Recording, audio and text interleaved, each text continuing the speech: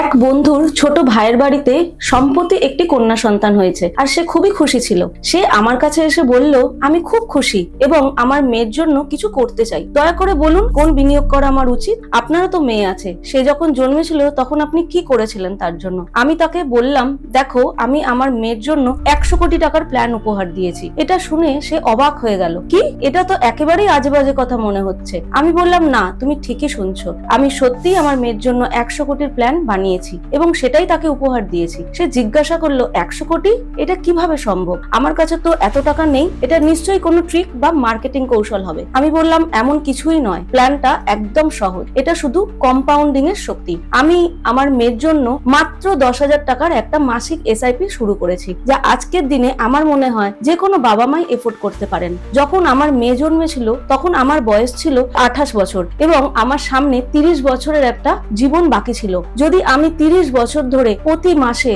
10,000 করে বিনিয়োগ করি তাহলে আমার মোট বিনিয়োগ হবে 36 লক্ষ।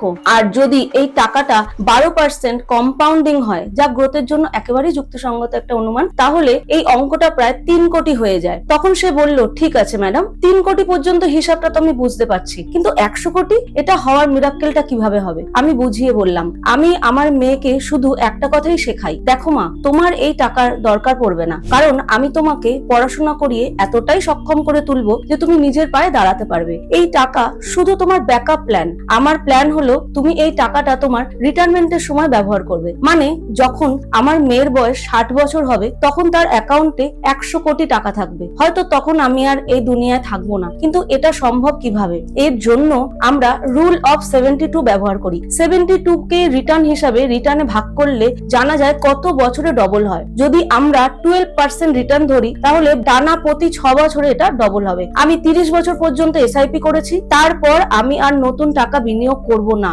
কিন্তু যে 3 কোটি জমা হয়ে গেছে সেই টাকাটা আমার মেয়ে একদমই স্পর্শ করবে না। পরবর্তী 30 বছর ধরে এই টাকাটা শুধু কম্পাউন্ডিং হতে থাকবে। যখন সে 36 বছরের হবে 6 কোটি, যখন সে 42 বছরের হবে 12 কোটি, যখন সে 48 বছরের হবে 24 কোটি, যখন সে 54 বছরের হবে তখন 48 কোটি, আর যখন সে 60 বছরের হবে তখন 96 কোটি, যা প্রায় 100 কোটির সমান। এটাই কম্পাউন্ডিং এর জাদু। আমি জোর দিয়ে বলবো, যাদের বাড়িতে বাচ্চা হয়েছে তাদের সঙ্গে এই আইডিয়াটা অবশ্যই শেয়ার করো। এটা একটি লং টার্ম প্ল্যানিং অ্যাপ্রোচ। নমস্কার। Mutual fund investments are subject to market risk. Read all scheme related documents carefully.